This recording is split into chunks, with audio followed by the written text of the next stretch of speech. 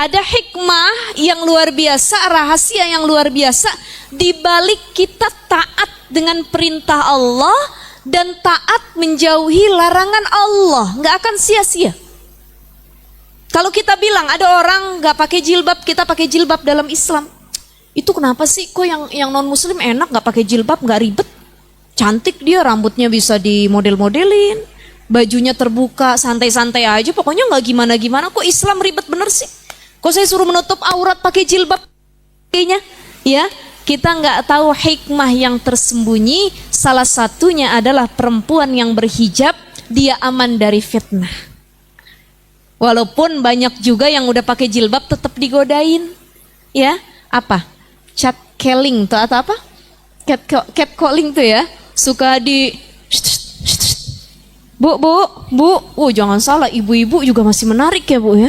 Biarpun udah punya cucu, wah itu sama halnya menjaga diri kita dengan pakaian tertutup. Yang pakai tertutup aja masih dilecehin, apalagi yang terbuka. Jadi hikmahnya bukan cuma bisa dilihat dari apa yang ada di sekitar, tapi rahasianya itu Allah yang tahu.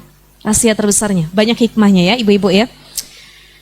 Al-Fatihah ila hadratin Nabi Mustafa Muhammadin sallallahu alaihi wasallam, khususan mu'aliful kitab Syekh Nawawi Al-Band bin Umar Al-Jawi, ta'aliful kitab Syekh Putin Ahmad bin Hadi. Al-Fatihah.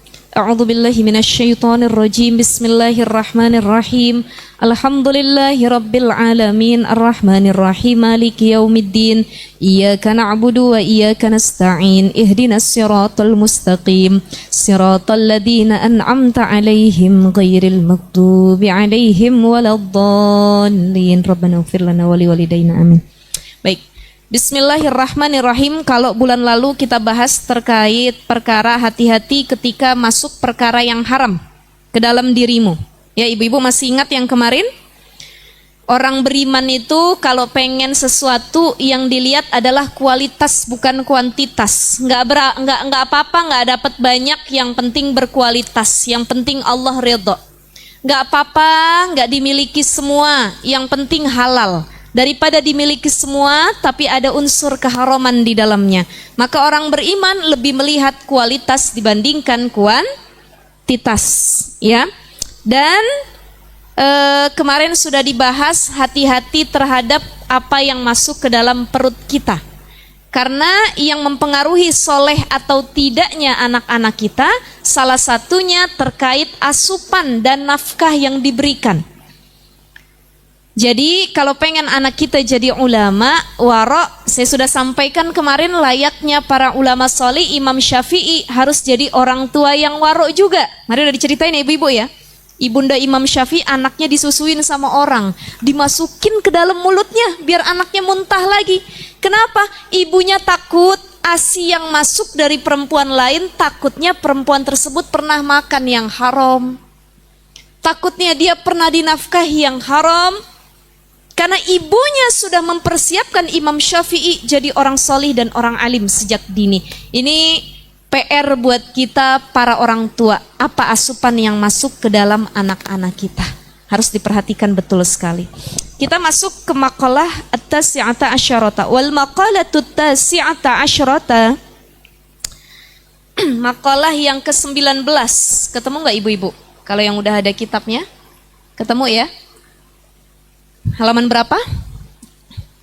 29. Halaman 29. Wal maqalatut tasi'ata asyarata, maqalah yang ke-19. Uhiya ila ba'dil anbiya, telah diwahyukan, disampaikan kepada sebagian para nabi, ba'dil anbiya. Ati'ani fima amartuka, taatilah aku di dalam segala hal, kata Allah. Wala ta'sini fima nasahtuka, dan janganlah engkau durhaka kepada hal apapun yang telah aku peringatkan, nasihati kepadamu sekalian. Ai fima da'watuk, maksudnya adalah segala hal yang telah Allah seru, Allah informasikan kepada kita. Ila ma fihis salahu wa nahaituka amma fihil fasad. Karena yang sudah diserukan kepada kita ada yang di dalamnya itu mengarah kepada hal-hal yang baik, Dan apa yang dilarang wa nahaituka amma fihil fasad adalah perkara yang di dalamnya terdapat kerusakan. Ini yang tadi saya sampaikan di awal. Kenapa kita suruh menjauhi zina? Kenapa kita disuruh menjauhi khamr? Kenapa kita disuruh untuk tidak berjudi, mengurangi timbangan, mengurangi meteran, melakukan maksiat, menyekutukan Allah, menduakan Tuhan kita, menyembah kepada selain Allah? Kenapa? Apa maknanya? Pernah nggak ibu-ibu bertanya-tanya? Pernah nggak kita ngerenung, Bu? Pernah? Kenapa sih kok zina itu nggak boleh? Kenapa sih khomer nggak boleh? Kok orang-orang luar Islam minum khomer biasa aja, apalagi yang suka nonton drakor nih, pecinta K-pop.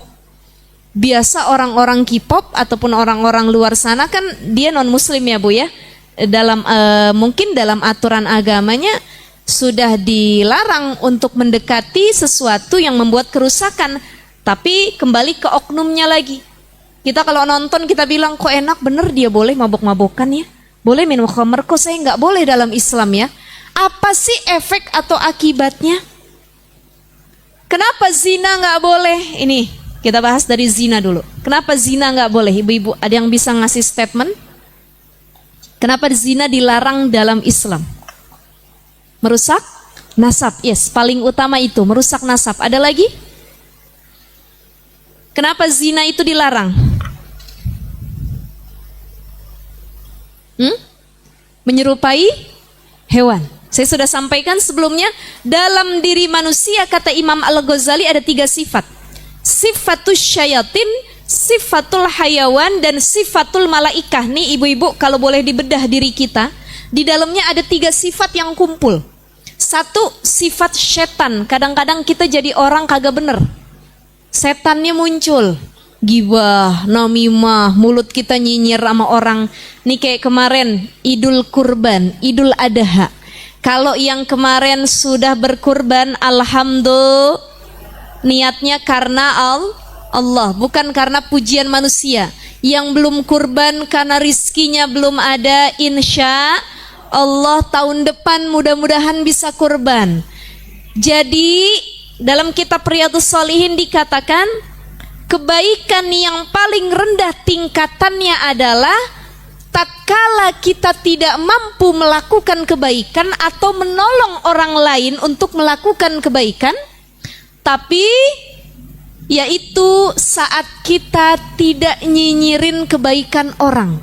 Paham gak ibu-ibu? Jadi kebaikan paling rendah itu tatkala udah kita gak bisa bantu, minimal gak ngomongin orang, gak ganggu orang, gak bikin perkara. Kemarin Idul Kurban, kambing, sapi, onta. Di sini ada onta kemarin? Gak ada ya? Oh, Cinere susah nemuin onta ya ibu-ibu ya. Jadi kalau dalam fikih itu ada tingkatannya. Mana yang paling utama untuk dijadikan hewan kurban? Kambing. Ulama berbeda pendapat. Kata Imam Malik kambing. Kambing dulu, maiz naik, doan domba, kambing turun, domba turun, sapi turun, onta. Jadi yang paling utama itu kalau pengen berkurban hewannya kambing.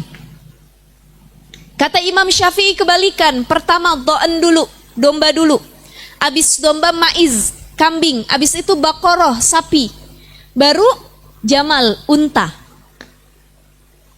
Jadi unta itu tingkatannya paling rendah. Kenapa paling utama, paling afdoliyatnya hewan kambing yang dijadikan kurban? Ya, tapi ini ibu-ibu terserah ya. Artinya kalau ibu sanggup beli unta atau sapi silahkan. Tapi kalau ibu-ibu saya mau lebih, afdolnya kambing. Ya, atas nama saya sendiri. Dan boleh satu orang berkurban atas banyaknya hewan. Jadi contoh Bu Vera, beliau kurban 7 ekor kambing atas nama beliau semua, boleh. Tapi kata beliau, saya yang kurban itu 7 dikurbankan, tapi 1 aja nama saya, 6-nya lagi nama keluarga yang lain, itu juga bagus. Atau sapi untuk 7 orang, ya. Cuman dipakai 1 orang juga boleh, tapi sapi boleh untuk dibagi 7 orang. Maka kalau ada anggota keluarga lain, silahkan diikut sertakan untuk berkurban juga. Gitu ya. Ada yang kemarin nanya, saya kemarin tausiah di daerah Pik, Pantai Indah, Kapuk. Ya di sana ada pengajian juga Bu kemarin ya. Ada ibu-ibu yang nanya, Ustazah, saya mau tanya, apa ibu? Saya punya tetangga, dia orang kaya katanya. Tiap tahun sombong bener kurban mulu katanya. Bukankah bisa dia kasih kurban itu sama orang yang belum kurban? Jangan tiap tahun nama dia mulu yang kurban. Kan sama kayak orang haji itu cukup wajibnya cuma setahun, sekali seumur hidup, maaf ya. Selebihnya hajinya hukumnya sunnah lagi, bukan jadi wajib. Kenapa sih Ustazah, bagaimana memperingati orang yang seperti ini? Saya ketawa Bu dengernya Bu. Saya bilang Bu, ibadah kurban beda sama haji. Kalau haji kan ini ibadah maliyah yang memang sulit dan berat ya. Maka orang yang kalau sudah haji sekali dia gugur, gak apa-apa dia gak haji lagi. Boleh dia kasih kuotanya sama orang lain begitu. Selebihnya bukan jadi wajib, tapi pertama kali dan sekali yang dia lakukan itu wajib. Beda sama kurban. Kurban itu para ulama berbeda pendapat. Kata Imam Hanafi, kurban hukumnya wajib. Manis tato'a, bagi siapa yang mampu punya harta wajib. Berarti kalau wajib, mayusabu fa'iluhu wa yu'aqabu tarikuhu, dikerjain berpahala, ditinggalin kita dapat dosa. Itu hukumnya wajib. Tapi kata Imam Syafi'i, kurban hukumnya sunnah mu'akkad. Sunnah yang sangat-sangat dianjurkan bagi orang yang punya harta dan kelebihan harta. Jadi kalau ada tetangga, saudara, keluarga kita hartanya banyak, tiap tahun kurban jangan dinyinyirin. Sombong bener tiap tahun kurban.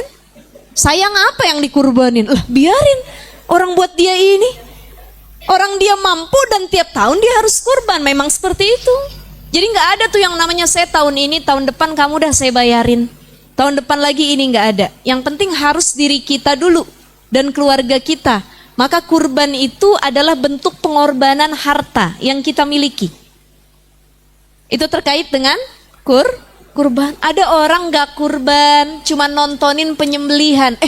Mau dipotong tuh, berapa? Sapi 7 sama kambing 15. Ayo. Begitu datang ke tempat pemotongan, tempat penyembelihan, kurban enggak, nyumbang enggak, ngebantuin kagak, cuma nonton, mulutnya nyinyir. Kenapa? Tuh kambing yang ujung punya siapa katanya? Punya ibu ini, kurus bener katanya. Kalau saya sih malu kurban kambing kurus begitu katanya. Enggak deh. Dia mah emang kagak niat kurbannya, yang murah dia beli tuh paling kurus katanya. Ya Allah Bu, Ibu, kurban enggak nyinyir ya. Kalau dia biarpun kambingnya kurus dia masih kurban, betul nggak Bu? Kita udah nggak korban, ngomongin kambing orang. Allahu Akbar. Makanya ini, jadi kebaikan yang paling rendah tatkala kita nggak mampu melakukan kebaikan, tapi minimal nggak ganggu orang gitu. Nggak ganggu dengan lisan kita, nggak ganggu dengan tingkah kita. Tuh minimal jangan nyinyir, jangan ganggu orang. Ya Allah, ada orang sedekah ngebantuin, kita nggak sedekah, kita cuma ngomong dari sini. Lihat 100.000 dia sedekah katanya. Padahal yang ngomongin kagak sedekah. Allahu Akbar. Nah, ini yang harus kita refleksikan dalam diri kita muhasabah. Jadi orang baik itu susah. Jadi orang baik itu bukan cuma nolong orang yang sedang kesusahan, bukan cuma mindahin duri dari jalan, bukan cuma mindahin beling dari tengah jalan, bukan cuma bersihin kulit pisang biar orang gak kepleset, tapi gak ganggu orang, itu juga kebaikan. Makanya perintah dan larangan semua ada hikmahnya. Ya, tadi kenapa disuruh kita jauhi zina? Wala taqrabuz zina. Jangan engkau dekati zina. Baru deket aja gak boleh, apalagi ngelakuin. Karena apa? Mengecoh nasab keturunan. Gak tahu kita ini binnya siapa, anaknya siapa. Ada perempuan misalkan, diangkatlah syariat pernikahan, gak ada nikah nih. Misal aturannya adalah kamu boleh untuk bercampur dengan siapapun yang kamu suka. Begitu hamil yang rugi perempuan, anak siapa ya? Emang berapa yang dicampurin? 10 cowok tadi. Gantian dalam sebulan. Lah kagak tahu anaknya siapa. Ini pernah kejadian di zaman jahiliyah. Jadi jangan ibu sangka ini fiksi. Pernah kejadian di zaman jahiliyah. Jadi orang tua Nabi salah satu orang tua yang pernikahannya sesuai dengan syariat Islam. Aminah dengan Abdullah itu pernikahannya sesuai dengan aturan Allah. Gak boleh bercampur, gak boleh zina, dinikahin dulu baru bercampur. Tapi ada yang pernikahannya itu namanya ar-royah. Perempuan naruh bendera depan rumah, bukan bendera merah putih ya Bu. Kalau kita kan Agustusan, kita taruh ini enggak, bendera sebagai tanda simbol siapapun laki-laki yang lewat depan rumahnya dia boleh datang untuk mencampuri perempuan tersebut. Ahlan wa sahlan bahasa kitanya. Ahlan bihudurikum. Mangga datang, masuk boleh. Bukan suruh ngopi, bukan suruh makan, tapi suruh bercampur. Sampai perempuannya hamil. Ketika lahir anaknya dipanggil qadhi, penengah yang memutuskan. Bahasa kitanya mbak teteh orang Cinere ya, misalkan. Mbak, berapa yang udah datang tuh kemarin sebulan? 10 orang. Oh dipanggil dah semua 10 orang tuh dikumpulin sama qadhinya. Begitu dikumpulin dilihat anak ini, bayi ini lebih banyak kemiripannya sama nomor berapa? Nah itu qadhinya tuh ya. Kata qadhinya, kalau bibir sih yang nomor 3 nih katanya. Tapi kalau bentuk muka lonjong sama begini nomor 5 nih kayaknya nih kan. Dilihat lagi, jadi lebih banyak kemiripan kemana, nanti itu dipilih, itu yang jadi suaminya. Baru nikah. Dengan cara seperti itu di zaman jahiliyah. Ya Allah, untung kita Bu udah gak ada lagi begitu ya. Jadi kalau ada perempuan yang melakukan hal demikian, dia sama saja kembali kepada zaman jahiliyah. Tuh, ada lagi pernikahan, saya lupa istilahnya. Tetangga sama tetangga tukar pasangan. Itu zaman jahiliyah. Jadi misal ada suami punya istri, tetangganya punya istri juga. Tukeran yuk 2 malam. Oh iya boleh katanya. Itu zaman jahiliyah. Ya Allah, ya Rahman. Ya ibu-ibu sekalian ya. Makanya itulah kenapa zina diharamkan. Satu, menjaga nasab. Biar tahu siapa bapaknya, binnya ke siapa. Bagaimana pembagian warisannya tuh banyak tuh. Lebih menyeluruh, lebih luas nantinya efeknya. Warisannya siapa, yang jadi wali nikahnya siapa, binnya ke siapa, ya, hak asuh anaknya kemana, itu jelas nasabnya. Makanya itu ada syariat pernikahan. Ya, itulah zina diharamkan. Nasab. Yang kedua, zina diharamkan untuk menjaga diri.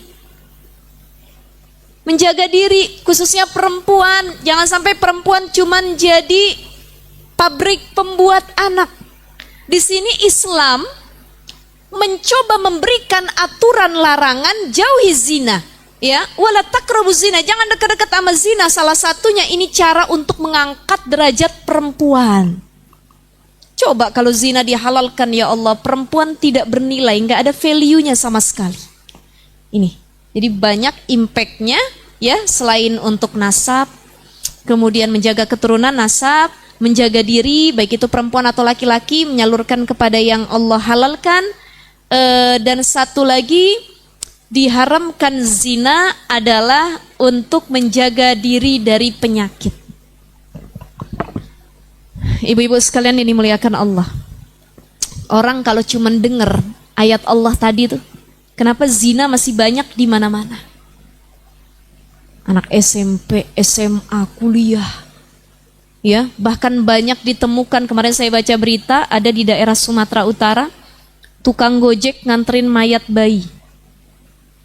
Ibu lihat beritanya? Tukang gojek nganterin mayat bayi, dia nggak tahu, dia taunya itu paket, suruh ngirim paket pokoknya. Setelah dicek, dibuka mayat bayi, dilaporkan ke polisi, siapa pengirimnya? Ternyata kakak beradik yang incest, hubungan saudara, punya anak. Ya Allah ya Rahman, ngeri zaman sekarang nih Bu. Ya Bu ya, saya baca berita lagi. Ya Allah, ini kasus pelecehan seksual, ya, melihat kepada hal-hal yang tidak baik ini lagi mengintai anak-anak kita Bu. Kita harus Bener-bener makanya kalau nonton harus sesuai pengawasan. Saya punya anak usia 8 tahun. Ya, kelas 3 SD ini kan lagi sedang-sedangnya penasaran. Anak-anak sekian. Ya, saya punya aturan sama suami, tidak ada kepemilikan gadget, handphone pada anak di bawah umur. Jadi kalau anak saya mau main handphone, boleh, tapi minjem punya abi atau umi dan ada batasan waktunya. Dalam satu hari tidak lebih dari 1 jam misalkan. Boleh nonton TV, tapi ada syaratnya, cuman YouTube, dan apa yang ditonton itu harus sesuai dengan umur ataupun pengawasan orang tua. Jadi saya punya TV, kita nonton bareng-bareng kadang-kadang sama anak juga, ya. Ini dipilah-pilih apa ya yang bisa ditonton sama anak juga. Orang tuanya harus ngalah. Jadi kalau itu rate-nya di atas 17 tahun ke atas baru.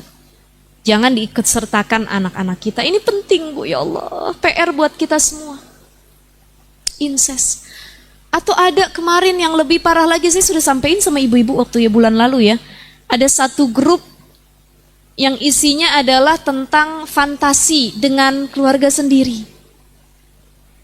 Ayah yang punya anak-anak kecil dan dia dibikin status anaknya itu akan jadi korbannya dia gitu. Incest tadi. Ya Allah ya Rahman. Nih, di setiap larangan ada hikmahnya. Kenapa zina diharamkan? Karena efeknya bukan cuma Allah murka, wala taqrabuz zina, maknanya adalah kemaslahatan diri kamu. Kesehatan kamu. Berapa banyak orang yang melakukan zina, LGBT, hatta itu bukan cuma lawan jenis, tapi sama jenis. Penyakitnya macam-macam. Mungkin Bu Aisyah Dahlan pernah menceritakan banyak hal ya. Beliau kan salah satu yang pernah menangani hal-hal demikian juga ya. Dulu saya pernah ngobrol sama beliau juga. Itu banyak kasusnya yang kena HIV, AIDS dan lain sebagainya. Itu impact dari zina. Bahkan ada juga, saya pernah dengar satu case ataupun kasus ya, seorang laki-laki yang dia sakit waktu itu, sakit parah, dan itu sudah terdiagnosisnya HIV gitu ibu-ibu. Mohon maaf, area belakangnya itu sudah mengeluarkan darah terus menerus, sudah sakit keras, parah, ditanya sama dokternya, saya dengar ini waktu itu di podcast atau siapa dokter yang menceritakan ya, dan dia jujur sama dokternya kalau dia selama ini bekerja untuk sesama jenis. Padahal dia kelihatan orang alim, soleh, dia punya keluarga di Jogja, dia ke Jakarta untuk bekerja. Keluarga taunya dia di Jakarta ya kerja kantoran atau apa. Padahal dia bilang bertahan di Jakarta itu sulit. Jadi cara itu yang dia tempuh, dia tobat dan gak lama meninggal.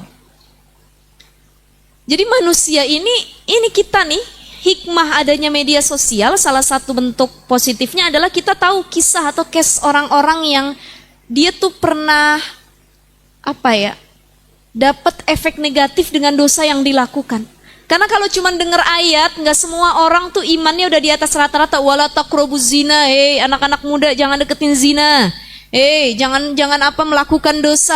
Allah biasa. Mulai kalau imannya lagi naik turun, betul ya? Jangan kau tinggalkan sholat, ninggalin juga. Jangan kau buka aurat, dibuka juga. Nah, biasa.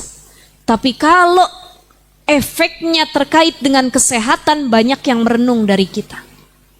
Ya Allah, ternyata itu hikmah. Wala taqrabuz zina, gak boleh deketin zina. Kenapa? Banyak orang yang mati sia-sia gara-gara zina. Penyakit menular dan lain sebagainya. Ya, ibu sekalian ya. Ya Allah, ya Rahman. Masya Allah, ini makalah yang ke-19. Jadi taatilah aku dalam segala hal, kata Allah, yang telah aku perintahkan, dan tinggalkanlah apa yang telah aku larang. Jadi kata Imam Al-Ghazali, agama ini cuma mengandung dua pokok. Apa itu? Meninggalkan maksiat dan berbuat ketaatan. Dua doang nih kita hidup.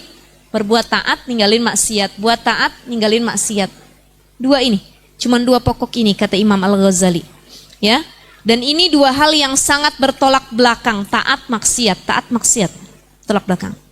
Bahkan dalam kitab Bidayatul Hidayah disebut tarkul manahi hiyal asyad. Saya mau tanya sama ibu-ibu, lebih berat untuk taat apa ninggalin maksiat? Lebih sulit berbuat taat atau ninggalin maksiat? Lebih sulit ninggalin maksiat. Betul ya ibu-ibu ya? Kalau taat mah gampang. Tapi maksiatnya itu yang sulit. Sholat, puasa, zakat mudah. Tapi merasa lebih suci saat sholat itu berat. Betul gak ibu-ibu? Lagi sholat, ada orang gak sholat, kita sholat. Allahu Akbar dalam hati. Ini saya ahli syurga nih. Dia yang gak sholat ahli neraka. Itu maksiat juga, pernah kita bahas. Dosa itu lahir dari dua hal. Kesombongan dan hawa nafsu. Jadi bisa jadi dosa itu mengantarkan kepada kebaikan dan bisa jadi ketaatan mengantarkan kepada dosa. Kebalikannya. Ada orang taat sedekah, tapi niatnya bukan karena Allah biar dipuji. Nih, saya orang kaya, lihat nih, saya sedekah. Karena kesombongan hadir, ria, ujub, takabur, sombong, itu jadi maksiat kepada Allah. Padahal lagi bikin kebaikan. Ada orang bikin dosa, tapi tatkala berdosa dia bilang astagfirullahaladzim ya Allah, langsung tobat. Jadi sebaik-baik manusia adalah bukan mereka yang gak pernah bikin dosa, bukan, tapi mereka yang tatkala berdosa langsung ingat Allah. Dan seburuk-buruk manusia bukan mereka yang melakukan dosa, bukan, tapi mereka yang sedang melakukan kebaikan dan mereka lupa kalau kebaikan itu untuk Allah. Sholat tadi merasa lebih suci, lebih baik dari orang lain, ya. Sedekah, nolong orang, dia ngarep sama yang lain. Goyatun nas, tujuannya pujian manusia, bukan pujian dari Allah. Makanya Rasulullah SAW bersabda, apa kata Rasul? Al-muhajiru man hajarus su'a wal mujahidu man jahada hawahu. Orang yang berhijrah itu adalah orang yang pindah dari keburukan. Dan orang yang berjihad adalah mereka yang berperang melawan hawa nafsunya. Jadi paling sulit nih ngontrol hawa nafsu. Ya. Jadi orang aman itu bukan dia yang lagi taat. Kadang taat di situ, sombongnya hadir. Ini saya pakai jilbab, dia nggak pakai jilbab. Hai ahli neraka katanya. Saya ahli syurga nih, pakai jilbab nih. Nah ini dosanya timbul dari al-kibru, kesombongan, ya. Dan berbuat maksiat adalah bentuk pengkhianatan kepada amanah yang Allah berikan. Jadi kalau ada orang melakukan larangan yang kata Allah jauhin, tapi dilakuin larangan tersebut, maka dia sudah berkhianat dengan amanah yang Allah kasih. Mata dikasih buat melihat yang baik, mulut dikasih buat baca yang baik-baik, telinga dikasih buat denger yang baik, tangan dikasih buat melakukan kebaikan. Tapi banyak amanah yang Allah kasih, fisik yang dikasih dilakuin buat maksiat. Ini berarti sudah mengkhianati amanah dari Allah, ya. Maka hikmah itu nggak bisa diterka. Ini saya pengen bahas kurban sedikit karena kita baru Idul Kurban kemarin ya ibu-ibu ya. Ibu-ibu sekalian, tahu nggak kenapa Nabi Ibrahim disebut dengan Khalilullah? Pernah dengar nggak? Ibrahim itu Khalilullah, kekasihnya Allah, orang yang paling Allah cintai. Kenapa Nabi Ibrahim disebut dengan Khalilullah, kekasih Allah? Alasan yang pertama, Nabi Ibrahim itu dapat sebutan Khalilullah bisabab ia selalu mendahulukan perintah Allah dibandingkan perintah makhluknya. Dia selalu mendahulukan urusan Allah dibanding urusan apapun yang lainnya. Jadi kalau Allah udah bilang A, dia lakuin. Gak pernah tuh nentang. Termasuk peristiwa kurban, ya. Dalam Al-Qur'an dikatakan falamma balagha ma'hu sa'ya qala ya bunayya inni ara fil manam anni adbahatuk. Mimpi Nabi Ibrahim, dalam mimpinya kata Allah, sembelih anak kamu yang usianya kala itu baru 7 tahun, Nabi Ismail. Ada yang bilang 13 tahun, ada yang bilang 7 tahun. Anni adbahatuk. Sampein ke anakmu. Datang Nabi Ibrahim kepada Nabi Ismail, wahai anakku, ya bunaya, ya, wahai anakku, ini ara fil manam, ayah mimpi semalam dapat perintah dari Allah suruh nyembelih kamu. Gemetar anaknya dengar itu, Bu. Fanzur madza taro, gimana nak pendapat kamu nak? Ini bahasa kitanya, nak. Abi dapat mimpi semalam katanya nyuruh nyembelih kamu. Gimana? Fanzur madza taro, apa? Pandangan kamu gimana? Mau apa enggak? Apa jawaban anaknya ibu-ibu? Nih, karena bapak emaknya soleh, anaknya soleh juga. Ya abatif alma tu'mar. Wahai ayahku, kalau itu perintah Allah, lakuin. Untung anaknya Nabi Ismail. Coba kalau anak kita, Bu. Wah, ilaha illallah, tantrum duluan nih. Ya, ayah jahat, mama jahat, masa aku mau disembelih dan lain sebagainya. Dan untung gak ada aturan itu, perintah itu di zaman sekarang. Untung juga istrinya Siti Hajar. Coba kalau istrinya orang Cinere. Ya Allah ya Rahman.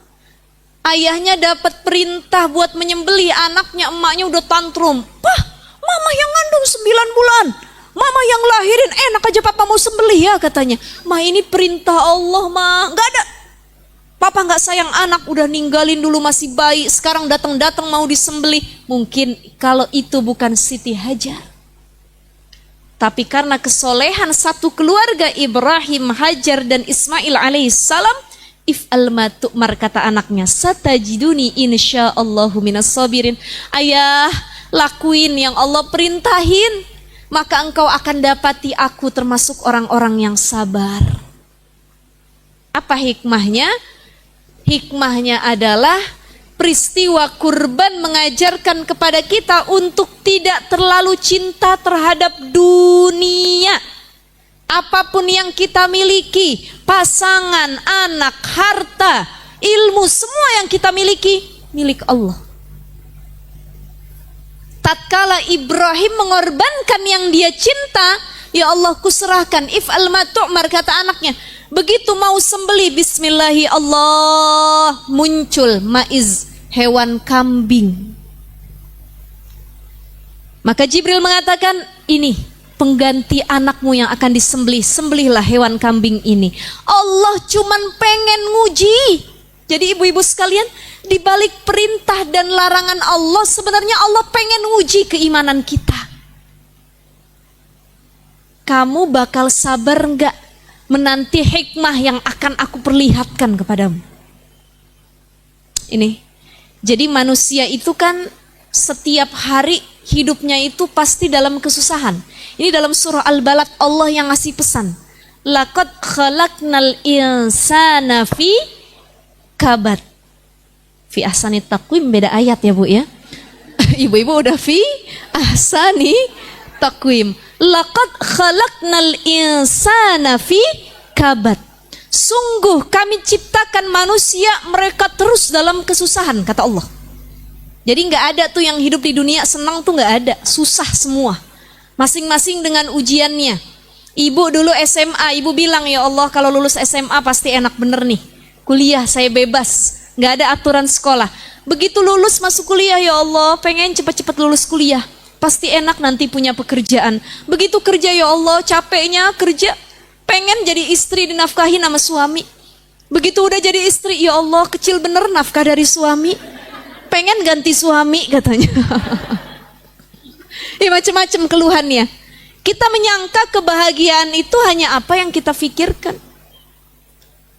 Nyatanya bahagia itu tatkala hatinya bersyukur. Tuh punya skill bersyukur. Alhamdulillah. Ya, laqad khalaqnal insana fi kabad. Semua dalam kesusahan. Ada satu kisah yang menarik. Syekh Ali As-Sobuni dalam kitabnya Sofwatut Tafasir mengisahkan seorang perempuan. Dia seorang istri, punya suami. Kebetulan suaminya akhlaknya buruk, jahat, suaminya jahat. Ketika itu, saking jahatnya suaminya, sholat enggak, puasa enggak, ngaji enggak, tiap hari memaki istrinya, tiap hari berbuat kasar. Itu bahasa kitanya udah lelah hati, Bu. Sakitnya di sini nih. Udah nggak bisa dijelasin ustazah, udah capek jalanin rumah tangga. Ini dalam Sofwatut Tafasir dikisahkan, saking capeknya perempuan ini dia udah nggak mempan nasehatin suaminya. Dia udah nggak mempan ngasih apa ya disebutnya ya, Ngasih pelajaran ke suaminya, udah capek, ya Allah pokoknya saya nggak bisa lanjut sama nih suami, nggak bisa ya Allah, capek. Dia kabur dari rumah, pergi. Bawa barang-barangnya, pergi dari rumah, nggak mau lagi tuh hidup sama laki yang model begitu. Pergi. Begitu nyampe di jalan di satu masjid, dia sholat maghrib. Imamnya baca surah Al-Balad, nyampe di ayat keempat. Laqad khalaqnal insana fi kabad. Tiba-tiba ini karena orang Arab ya, beda cerita kalau mungkin kita orang Cinere nggak tahu artinya ya Bu, asal denger aja tuh apa maksudnya fikaban. Ini karena orang Arab dia tahu makna Al-Quran, sungguh manusia diciptakan dalam keadaan menyedihkan, susah terus hidupnya. Akhirnya setelah sholat dia merenung ayat tadi, ya Allah, laqad khalaqnal insana fi kabad. Saya ngadepin suami susah. Kalau saya pergi dari rumah suami, ini saya mau menuju rumah orang tua balik, pasti di rumah orang tua susah juga. Karena hidup nggak ada yang nggak susah, betul nggak Bu? Nyampe rumah orang tua susah juga. Kalau saya kabur, saya nyamperin ke rumah teman saya, di rumah teman saya juga susah. Kalau saya ke rumah saudara, di rumah saudara saya juga susah. Ya, sudah susah, saya berdosa karena pergi tanpa ridho suami saya. Maka dia pulang lagi ke rumah, nggak jadi kabur, balik lagi. Kenapa? Dia merenungi ayat tadi, biar susah ngadepin suami saya, tapi ini bentuk ketaatan kepada Allah. Makanya saya pernah nanya sama ibu-ibu kan, Bu, jadi istri yang taat itu susah apa enggak? Sabar ngadepin suami itu susah apa enggak? Susah. Ngedidik anak tuh susah apa enggak? Susah. Capek enggak Bu? Mau lari enggak kita? Mau. Ustazah jadi curhat tuh pada ya. Pengen lari ustazah, macem-macem masalah yang kita miliki. Tapi sesusah-susahnya kita tetap dapat pahala. Siti Asiyah, istrinya Fir'aun, susah ngadepin lakinya. Kita mah suami kita nggak ngaku Tuhan Bu, nggak pernah nggak suami ibu ngaku Tuhan. Mah, papa ini Tuhan katanya. Nggak. Nabi Ibrahim, mohon maaf, Fir'aun, dia ngaku Tuhan, dia jahat, otoriter, sama istrinya juga jahat, sampai istrinya Asiyah meninggal di tangan Fir'aun, suaminya sendiri. Laki kita mah bukan Fir'aun, bukan. Dia manusia. Saya sering bilang berkali-kali, dia kadang sifat hewannya ada, kadang sifat setannya ada, kadang sifat malaikat lagi baik-baik. Mah, mama pengen apa mah? Emas 50 gram apa 100 gram katanya. Oh, malaikatnya lagi datang tuh. Ya. Kalau sifat setannya lagi hadir, ya kadang-kadang maklumin aja, namanya manusia. Suami kita bukan malaikat, bukan. Ada pernah ibu-ibu curhat sama saya, Ustazah, suami saya mah nggak pernah tuh marah sama saya. Udah berapa tahun ibu nikah? 35 tahun katanya. Terus saya bilang, suami nggak pernah nikah sama ibu, nggak pernah marah sama ibu. Ibunya sering marah nggak sama suami? Iya, kalau saya sering marah sama suami saya, tapi suami saya nggak pernah. Bu, itu bukan berarti rumah tangga tanpa masalah.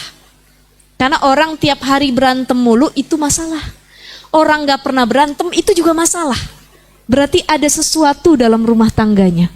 Ya, mungkin suaminya nggak berantem udah capek ngadepin istrinya. Betul ya Bu ya? Jadi begini, yang nggak pernah berantem rumah tangganya belum tentu dia tanpa masalah. Siapa tahu dia punya masalah besar, akhirnya silent treatment, diem-dieman. Ada orang yang udah tua, ini banyak saya dapat cerita sana sini jamaah. Ustazah, wajar nggak ya? Kenapa? Saya sama suami, ini udah tua ya Bu ya, udah usia 60-an. Saya sama suami sudah hampir 5 tahun pisah kamar tidur. Suami kamar belakang, saya kamar depan, tapi satu rumah, masih 5 tahun tuh. Bagaimana Ustazah? Kita masih suami istri, makan biasa, cuman sudah pindah kamar, beda kamar. Kan berarti ada something wrong, sesuatu yang salah. Ya, bisa jadi karena memang udah capek banget berumah tangga pisah. Salah, masa ya udah tua cerai? Apa kata anak cucu, ih nenek cerai sama kakek katanya. Ledekin sama cucunya nanti, ya mau cerai malu, Dan yang diceraiin begitu ke pengadilan, apa yang diceraiin bu? Ya saya udah capek aja sama dia katanya. Saya udah bosen bu ngadapinnya pak, pengen cerai. Ya lucu, karena pengadilan kan banyak, harus dipersulit perceraian itu. Mau cerai udah tua, akhirnya ya udah pisah kamar bertahun-tahun. Berarti ada sesuatu yang tidak lagi dikomunikasikan. Ini yang namanya silent treatment. Suami istri udah diem-dieman, makan-makan, ngobrol enggak, bercanda udah enggak, pisah kamar. Berarti ada kesalahan.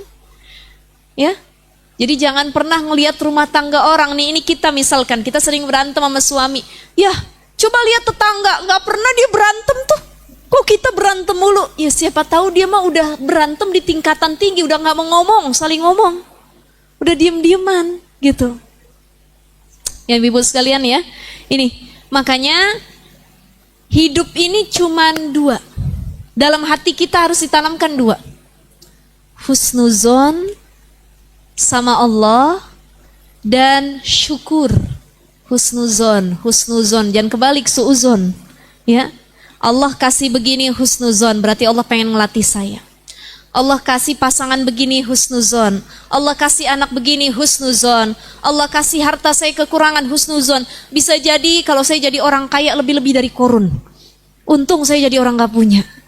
Yang jadi orang kaya husnuzon, kalau saya miskin mungkin gak mau ibadah. Gara-gara kaya saya jadi orang yang baik. Husnuzon. Mikirnya baik sama Allah, semua sudah ada takarannya, ada hikmahnya. Yu'til hikmata may yasha wa may yu'tal hikmata faqad utiya khairan katsira. Hikmah itu bakal diberikan kepada orang yang Allah kehendaki kebaikan bagi mereka.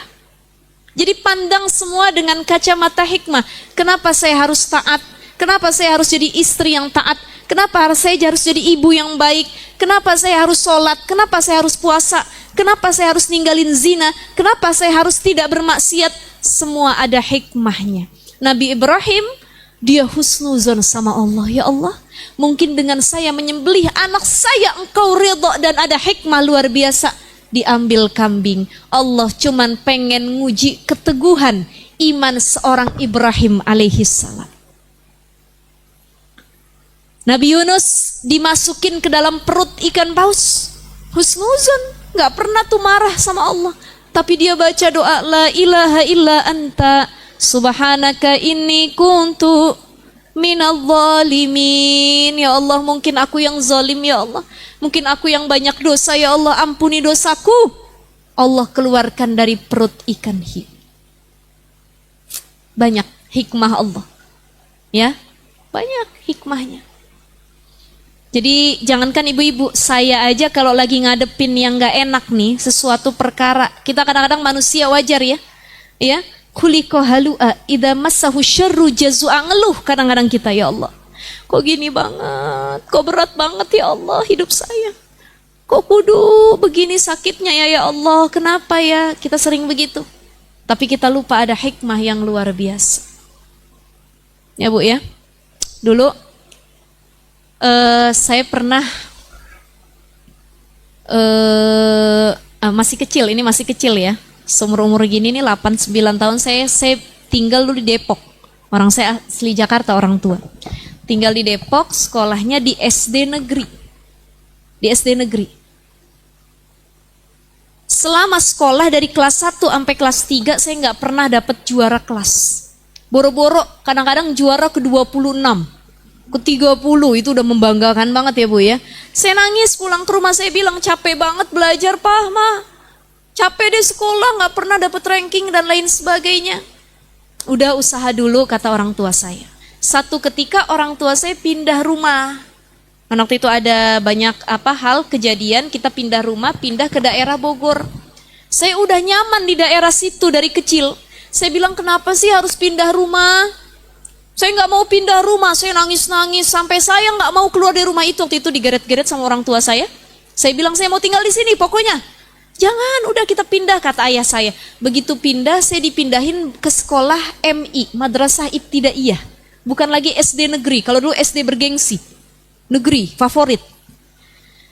Begitu pindah ke Madrasah Ibtidaiyah, saya bilang, aduh ini apa sih?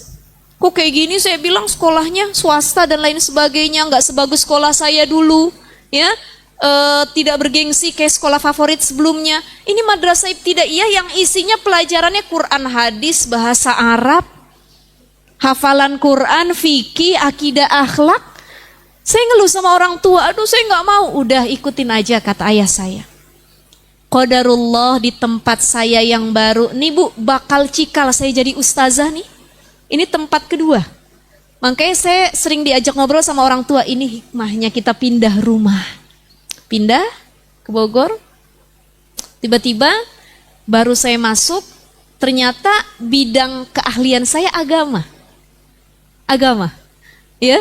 Dan yang lain ngikut. Saya belajar matematika, bahasa Indonesia, bahasa Inggris semuanya sampai saya dapat nilai bahasa Inggris waktu itu 100. Ya. Ngafalin mufrodat itu, kosakata itu banyak. Kata guru saya yang bahasa Inggris, kamu nanti kenaikan kelas pidato bahasa Inggris. Padahal di SD sebelumnya boro-boro suruh maju ke depan. Ini dilatih pidato bahasa Inggris. Ya, qadarullah dapat juara pertama dengan nilai agama rata-rata 100 semuanya. Kenaikan kelas, ya alhamdulillah tahadus bi ni'mah ibu-ibu. Saya pidato bahasa Inggris, akhirnya setiap tahun pidato bahasa Inggris. Ada orang lihat coba diikutin lomba pidato bahasa Inggris. Saya pidato ikut di kecamatan, dapat juara 1. Kata guru saya yang lain coba ikut ini pidato bahasa Indonesia. Ini cikal bakalnya ceramah. Jadi ustazah itu maksudnya ya. Saya ikut lomba, dapat juara sampai SMP, SMA ikut. Akhirnya ketemu suami saya. Lagi lomba pidato juga. Jodohnya itu ya. Masya Allah, jadi cerita ini ya. Kan hikmah yang luar biasa. Padahal dulu masih kecil-kecil nih. Itu kalau ditanya, ibu lucu. Kemarin bapak saya baru bilang waktu kita makan siang dulu, kata bapak saya. Ini Siva kalau ditanya masih kecil, masih SD, belum pindah nih ke Bogor dulu. Cita-citanya jadi apa? Karena dulu lagi rame acara AFI, Akademi Fantasi Indonesia. Sebelum adanya apa Indonesian Idol itu ya Bu ya. Padahal suara saya pas-pasan juga gitu. Kalau ditanya mau jadi apa? Mau jadi artis sama penyanyi. Asal tiap pagi dengan centilnya saya waktu SD Bu, wah ilaha illallah, rambut udah dikepang saya nyanyi pakai sisir.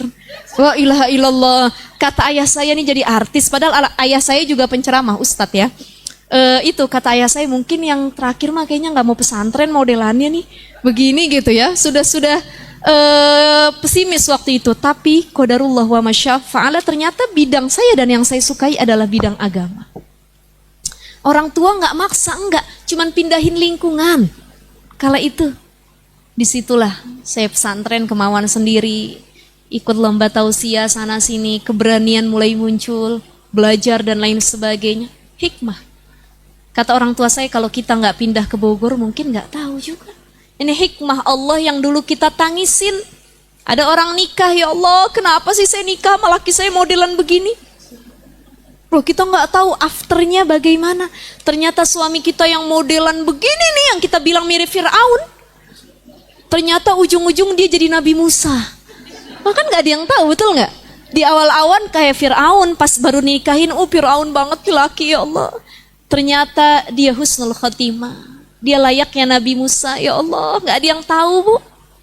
Kayak kembali lagi hikmah itu urusan Allah. Bagaimana pelangi yang akan datang nanti Allah perlihatkan setelah diuji kesabaran dan keimanan kita. Jadi kuncinya orang beriman pasti lazim mesti tiap hari ada ujian, nggak mungkin nggak diuji. Dan ujiannya beda-beda, entah keluarga, harta dirinya sendiri, entah ujian ibadah dan lain sebagainya. Pasti semua kita diuji. Cuman tinggal taat, sami'tu wa ata'tu kuncinya. Saya taat, saya dengar. Allah bilang A. Allah larang A. Sami'tu wa ata'tu. Saya taat, saya dengar wahai Allah. Dah. Masalah belakangan, afternya, setelahnya baik atau buruk, Allah yang tahu. Jadi kalau ngelihat wajah ibu-ibu ini sebenarnya banyak yang pengen dicurhatin nih. Direnungin tadi begini matanya pada ya. Ya masing-masing kita punya masalah, punya ujian, tapi kembali lagi dengan ketaatan kita akan perintah dan larangan Allah, ada hikmah luar biasa yang akan Allah hadirkan. Terakhir ibu-ibu, karena sudah 11:30 ya. Jadi tadi kenapa Nabi Ibrahim disebut dengan Khalilullah? Satu, karena dia mendahulukan perintah Allah dibanding hal apapun. Yang kedua, Nabi Ibrahim tawakkaltu 'ala Allah, tawakal dalam hal apapun. Udah urusan Allah, yang penting saya lakuin yang Allah perintah, tawakal. Yang ketiga, beliau itu Abul Anbiya, disebut ayahnya para nabi tadi. Karena kesabarannya ingin menyembelih anaknya sendiri. Karena sifatnya yang luar biasa waktu itu, berani melawan orang-orang yang menyembah berhala. Beliau yang rusak berhala tersebut, Abul Anbiya. Abu Duyuf, beliau orang yang paling suka melayani para tamu. Jadi dalam riwayat aja Nabi Ibrahim itu nggak bisa makan kecuali ada orang yang diajak makan. Kalau kita ada tamu pengen makan, tunggu dia pulang dulu katanya. Agak cukup nih makanan katanya, biar pulang dulu dah. Tapi kalau Nabi Ibrahim, dia ajak makan juga bareng kita. Sampai dicari tamu dan orang sekitar. Ya. Terakhir, ada empat hal yang menjadi pengingat untuk meningkatkan ibadah dan meninggalkan maksiat. 4 hal yang menjadi pengingat buat diri kita agar kita mampu meningkatkan ibadah dan meninggalkan maksiat. Ya, meningkatkan ibadah dan meninggalkan maksiat. Ini dalam kitab Risalatul Mu'awwanah disebutkan ya. 1, terus merasakan kehadiran Allah. Kata Rasulullah sallallahu alaihi wasallam, "Anta'budallah ka'annaka tarahu fa illam takun tarahu fa innahu yaraka." Ketika kamu beribadah kepada Allah, ya, engkau menyembah Allah seolah-olah ka'annaka tarahu, engkau lagi melihat Allah. Kalau engkau tidak melihat Allah, maka rasakan, fahami bahwa sungguhnya Allah sedang melihatmu. Jadi kita merasa diawasin sama Allah. Kalau kita nggak mampu lagi ibadah melihat Allah nih, kita rasakan ya Allah, Allah nih lagi mandang saya, ngelihat saya dalam ibadah. Jadinya kita takut untuk bermaksiat dan mudah untuk melakukan ibadah ataupun kebaikan.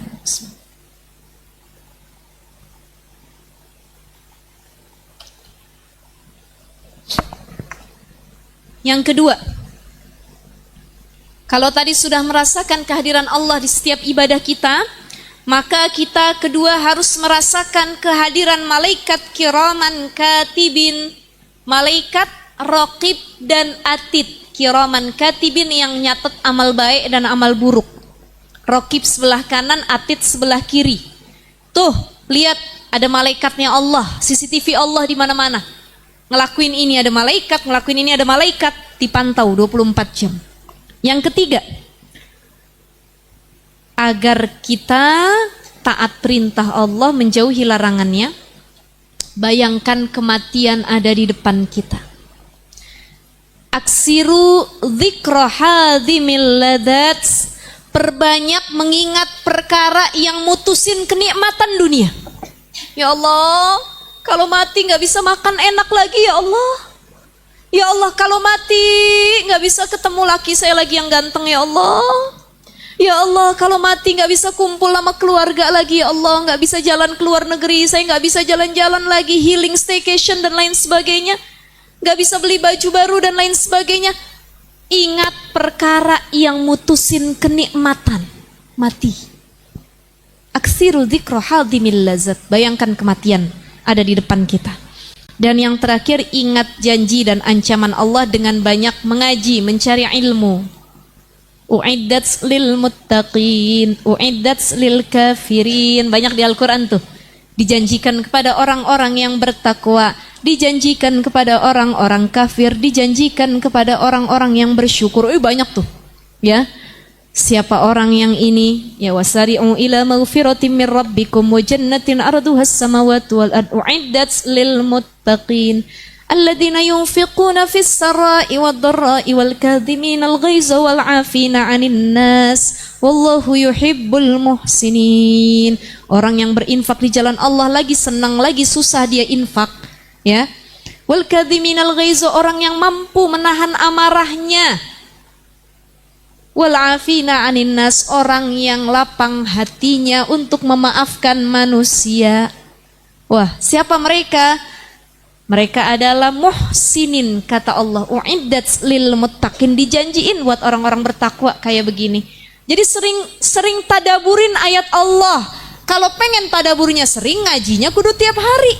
Kalau sering ngaji, sering dengar ayat Allah, sering merenung kita. Ya Allah, begini janji Allah, begini ancaman Allah. Ya, ya ayyuhalladzina amanu qu anfusakum wa ahlikum nara wa quduhan nas wal hijarah uiddat lil. Oh, itu ayat tentang anak manusia, kalau kamu punya keturunan, jaga dirimu dan keluargamu dari api neraka. Yang mana api neraka itu bahan bakarnya manusia. Oh, kita ngedenger itu kan tadabur tuh. Ya Allah, jangan jadi bahan bakar neraka deh. Itu gara-gara ayat Allah. Nanti udah ditahsinin, dihafalin tahfidz, baru ditadaburin, dengerin tausiah dari para guru-guru. Ini kan jadi apa namanya? Hal yang memperkuat kita untuk takut maksiat dan mudah melakukan ketaatan. Ya, itu ya ibu-ibu sekalian ya. Dan terakhir, itu 4 hal tadi ya ibu-ibu. Wal maqalatul ishrun, maqalah yang ke-20, qila dikatakan ikmalul akli itsba'u ridwanallahi ta'ala. Ya, penyempurnaan akal itu adalah mengikuti ridha Allah Ta'ala. Wajtinabus sukhtihi, dan menjauhi yang Allah benci. Ai fakhilafu dzalika junun, yakni upaya yang berbeda dengan hal itu adalah perbuatan gila. Jadi orang disebut gila tatkala bukan akalnya hilang, Bu, bukan. Ada orang kena penyakit di pinggir jalan, orang gila, bukan. Jadi orang yang gila, yang junun adalah mereka yang melakukan perkara yang Allah larang. Ini orang-orang yang sudah gila akalnya. Dia tahu ini udah dilarang Allah, tapi dia lakukan, ini gila yang sesungguhnya. Melakukan kemaksiatan, ya, larut dalam dosa kemaksiatan, padahal dia tahu itu dilarang oleh Allah. Jadi nggak mungkin ya Bu, kita nggak buat dosa tuh nggak mungkin. Kita manusia. Sekali lagi apa? Kita ada sifat hewannya, ada sifat setannya, ada sifat malah. Kalau lagi benernya datang jadi malah, kalau lagi setannya datang jadi setan. Wah, ilaha illallah, ngaji tiap hari, ngomel tiap hari juga di rumah. Masya Allah, ada gibahnya tiap hari juga. Ngaji cuma sampai jam 12, pulang ke rumah jam 3 sore. Kata suami, mah dari mana? Ceramahnya lama bener ustazahnya tadi, kata. Padahal pulang ngajinya dia gibah dulu gitu ya. Ya Allah ya Rahman. Itu ya ibu-ibu sekalian ya. Jadi kita semua nggak mungkin nggak berbuat dosa. Tapi sebaik-baik kita adalah yang langsung bertobat tatkala kita berdosa. Sifat setan apa? Yang buruk-buruk. Sifat malaikat bertasbih, ibadah, zikir, baca Quran. Sifat malaikat tuh. Taat sama Allah, malaikat. Sifat hewan apa? Makan berlebihan, tidur berlebihan, berhubungan intim berlebihan, tidak malu membuka aurat tuh kan binatang nggak nutup, nggak ada pakaiannya. Pernah nggak ibu ngeliat sapi pakai baju gitu apa? Kan nggak pernah ya. Kucing aja kalau nggak punya majikannya nggak mungkin dipakein baju tuh kucing, ya. Itu sifat hewan. Makanya ketika menyembelih, terakhir ibu-ibu kemarin, nanti tahun depan mudah-mudahan panjang umur bisa nyampe ke Idul Kurban lagi. Ya Allah, saya niatin menyembelih kambing, domba, sapi ataupun unta yang saya dedikasikan untukmu ya Allah, mencari ridhamu. Bismillahi Allahu Akbar. Yang saya sembelih bukan cuma hewan ini ya Allah, tapi yang saya sembelih adalah sifat hewan yang ada dalam diri kita. Banyak sifat hewannya. Makanya istilah hewan itu suka disematkan sama manusia. Ada tikus berdasi, korupsi. Ada kambing hitam, betul? Ada kumpul. Ada lagi, apa lagi tuh? Banyak ya. Buaya darat, serigala berbulu, ada udang di balik. Wow, itu kan hewan semua yang ke bawah tuh. Ya, istilah-istilah buat manusia. Jadi mudah-mudahan yang kemarin kurban bukan cuma nyembeli hewan, tapi nyembeli sifat hewan yang ada dalam diri kita. Insya Allah. Baik ibu-ibu sekalian, karena sudah 11:30, ada sesi tanya jawab. Masih ada waktu Ustazah? Boleh mungkin di satu pertanyaan ya. Atau Bunda-bunda silahkan, mungkin ada yang ingin bertanya dengan Ustazah. Silahkan Bunda.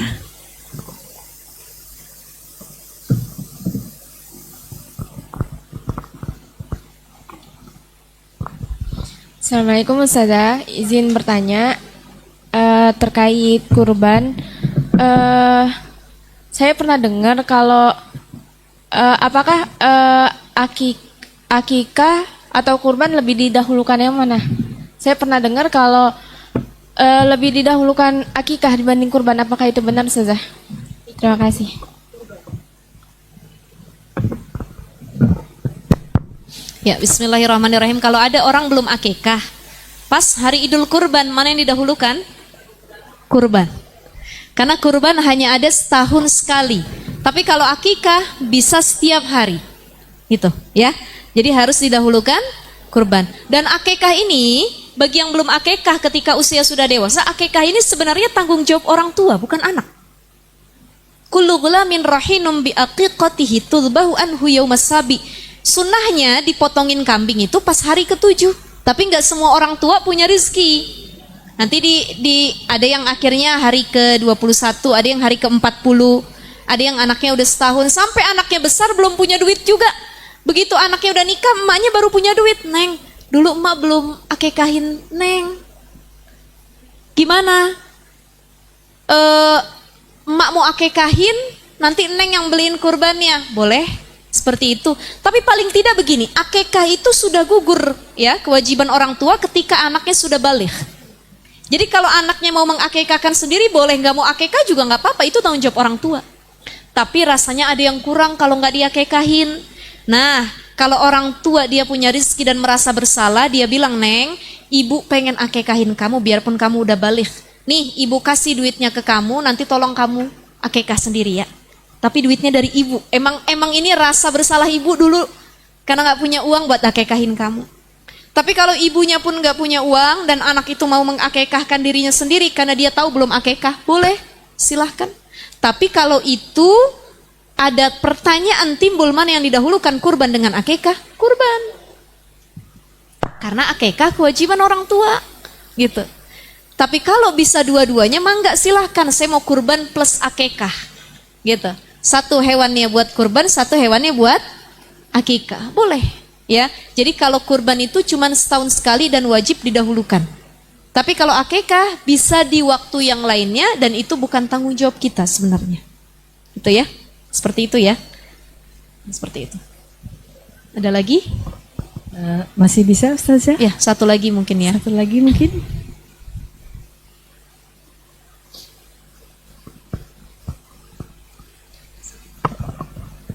Assalamualaikum warahmatullahi wabarakatuh. Waalaikumsalam warahmatullahi wabarakatuh. Jazakillah khair Ustazah. Masya Allah ini ilmunya sangat bagus sekali Ustazah. Ustazah ini mengenai rahasia di balik perintah dan larangan Allah. Jadi di balik perintah dan larangan Allah itu hanya Allah ingin menguji keimanan kita saja Ustazah ya. Maksudnya kita bisa sabar atau tidak dengan ujian yang Allah kasih gitu, atau ada faktor lain Ustazah selain keimanan itu? Bisa gini. Ya, jadi makna dari itu ya. Ya. Saya jadi teringat nih pertanyaan dari Bunda ya, yang kasus pesawat jatuh kemarin Air India itu. Itu ada satu berita lagi Bu, kemarin ada seorang mahasiswa yang dia harusnya terbang ke London, tapi dia ketinggalan boarding pesawat. Cuma 10 menit dia ketinggalan.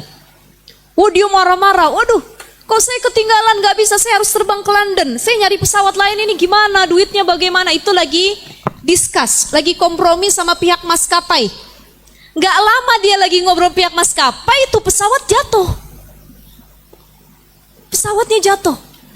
Dia langsung, ini saya gak tahu, ini kalau di Islam mungkin kita bilang Alhamdulillah ya Allah ya Rahman, qadarullah. Ternyata sesuatu yang Allah tunda, sesuatu yang Allah cegah itu ada hikmahnya.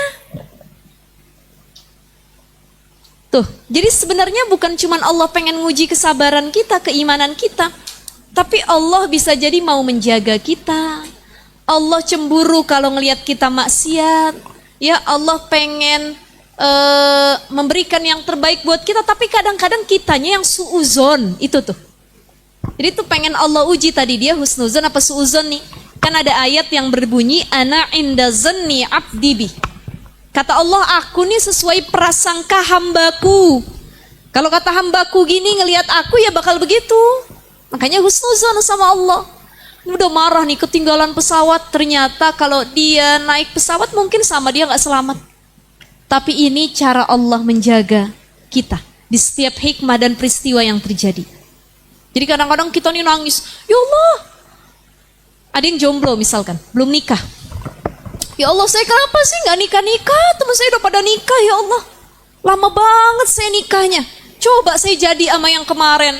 Coba kita bilang begitu. Andaikan, seandainya, bila mana, laukan dan lain sebagainya. Saya menikah ya Allah. Ternyata Allah pengen ngasih hikmah. Ada yang batal nikah, udah lamaran, udah khitbahan, gak jadi nikah. Dicegah sama Allah, oh ternyata qadarullah, pasangannya punya kasus. Atau pasangannya mungkin pengidap HIV, AIDS dan lain sebagainya, batal nikahnya, dijaga sama Allah. Ada yang belum punya keturunan sampai sekarang, Allah tahu kadarnya. Bisa jadi kalau dia punya anak, habis anaknya di tangan orang tua yang belum siap jadi orang tua. Betul kan Bu? Banyak kasus pembunuhan oleh para orang tua sendiri. Kenapa? Ada hikmahnya. Jadi hikmah ini bukan cuma menguji keimanan dan kesabaran. Bisa jadi cara Allah, karena beliau sangat cinta kepada kita, dicegah kita dari keburukan, ditundanya doa kita, ditundanya apa yang kita inginkan, ya Bu ya. Jadi doa kita belum dikabul bukan karena Allah nggak sayang.